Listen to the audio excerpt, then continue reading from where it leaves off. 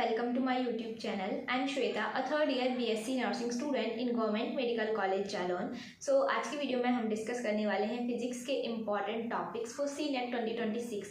ये टॉपिक्स आपके लिए पढ़ने ज़रूरी हैं क्योंकि आपके फिजिक्स में टोटल चैप्टर हैं 28 और आपके क्वेश्चंस पूछे जाएंगे CNET में 24. तो आप समझ सकते हैं कि कितने ज़्यादा इंपॉर्टेंट हैं क्योंकि देखो सारे चैप्टर से क्वेश्चन नहीं पूछे जाएंगे और कुछ चैप्टर्स आपके ऐसे भी हैं जिनमें केवल एक चैप्टर से आपसे 2 से 3 क्वेश्चंस पूछ लिए जाते हैं. तो आपको इंपॉर्टेंट टॉपिक्स पढ़ना ज़रूरी है. सो इस वीडियो में मैं आपको 11th और 12th दोनों के इंपॉर्टेंट टॉपिक्स बताऊंगी और ये टॉपिक्स हिंदी और इंग्लिश दोनों में रहेंगे. सो किसी को भी कोई इस वीडियो से प्रॉब्लम नहीं होगी, लैंग्वेज से प्रॉब्लम नहीं होगी. सो अभी हम स्टार्ट कर रहे हैं. फर्स्ट टॉपिक है आपका यूनिट एंड डायमेंशन, जिसको हिंदी में विमा एवं मात्रक बोलते हैं. और ये टॉपिक ऐसा है जिससे अभी तक 2022 से सीनेट आपका स्टार्ट हुआ है 2025 तक 7 से 8 क्वेश्चंस पूछे जा चुके हैं सिर्फ एक सिंगल टॉपिक से, यूनिट एंड डायमेंशन से. नेक्स्ट है आपका डायमेंशनल एनालिसिस, जिसको हिंदी में विमीय विश्लेषण बोलते हैं. तो इससे भी आपके क्वेश्चन पूछे गए हैं. नेक्स्ट टॉपिक है आपका डिस्टेंस से भी क्वेश्चन पूछे गए हैं. उसके बाद है आपका डिस्प्लेसमेंट, जिसको विस्थापन बोलते हैं हिंदी में. उसके बाद है आपका स्पीड यानी कि चाल. तो इन सबसे ही क्वेश्चंस पूछे गए हैं अच्छे से, 6 से 7 क्वेश्चंस आप मान के चल सकते हो, ठीक है. क्योंकि पहले आपके 40 क्वेश्चंस आते थे. 24 क्वेश्चन लास्ट ईयर से ही आपका हुआ है 2025 से.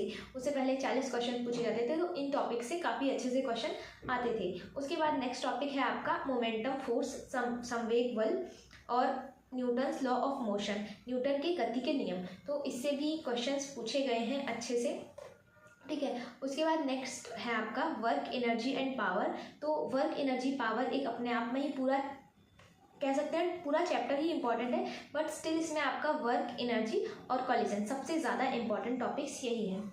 उसके बाद है आपका रोटेशनल मोशन यानी कि घूर्णन गति. तो इसमें इंपॉर्टेंट है आपका मोमेंट ऑफ इनर्शिया, जड़त्व आघूर्ण, इससे क्वेश्चन पूछे गए हैं.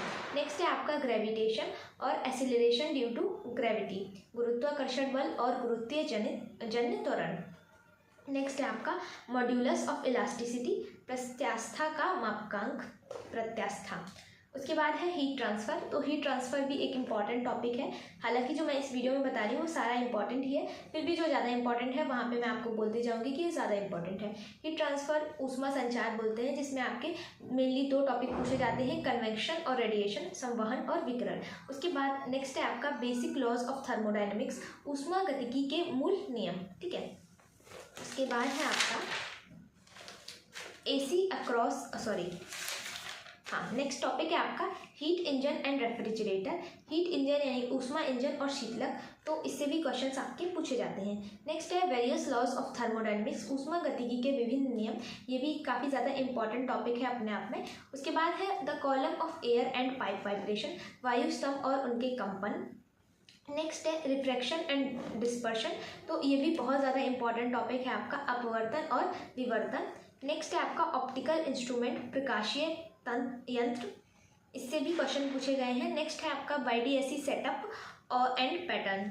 फिर नेक्स्ट टॉपिक है आपका पोलराइजेशन, जिसको हिंदी में ध्रुवीकरण बोलते हैं. उसके बाद है आपका de Broglie wavelength. De Broglie wavelength से क्वेश्चंस आते हैं और क्वेश्चंस आपके फॉर्मूला बेस्ड ही आते हैं. बहुत टफ क्वेश्चंस या फिर कह सकते हैं बहुत ही ज़्यादा हार्ड क्वेश्चन नहीं पूछे जाते हैं. नेक्स्ट है आपका क्लास 12th की फिजिक्स से इलेक्ट्रिक पोटेंशियल, विद्युत विभव और इलेक्ट्रिक फील्ड. इससे क्वेश्चंस आते हैं आपके. उसके बाद है combination of resistance and application of Ohm's law, प्रतिरोध का संयोजन और ओम के नियम के अनुप्रयोग. तो इससे भी क्वेश्चन पूछे गए हैं. उसके बाद है इलेक्ट्रिक पावर, विद्युत शक्ति या फिर आप इसको सामर्थ्य बोल सकते हो. फिर नेक्स्ट टॉपिक है आपका AC across LCR, low resistance पर AC. नेक्स्ट टॉपिक है आपका इलेक्ट्रोमैग्नेटिक वेव्स, विद्युत चुंबकीय तरंगे. उसके बाद नेक्स्ट टॉपिक है magnetic field end of different conductors, विभिन्न चालकों में चुंबकीय क्षेत्र. ये भी काफ़ी ज़्यादा इंपॉर्टेंट टॉपिक है.